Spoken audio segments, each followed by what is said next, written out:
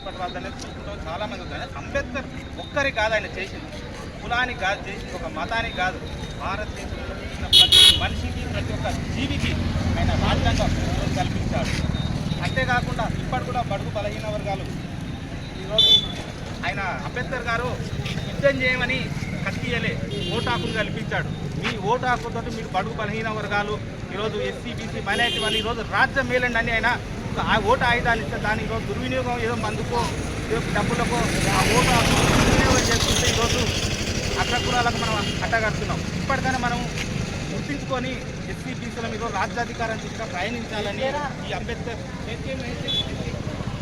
జయంతి తరపుకెళ్ళి కోరుకుంటూ నాకు ఈ అవకాశం మాకు అందరికీ ధన్యవాదాలు తెలియజేస్తున్నాను.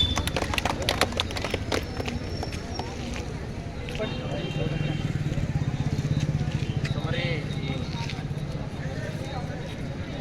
డాక్టర్ బిఆర్ అంబేద్కర్ జయంతి ఉత్సవాల్లో పాల్గొన్నటువంటి నా తెలకపల్లి మరి ఇతర గ్రామాల నుండి వచ్చినటువంటి అధిరథ మహారాజులందరికీ అంబేద్కర్ కమిటీ తెలకపల్లి తరఫున మరి మేము మీకు ధన్యవాదాలు తెలియజేస్తూ ఉంటాం. ఒక మెసేజ్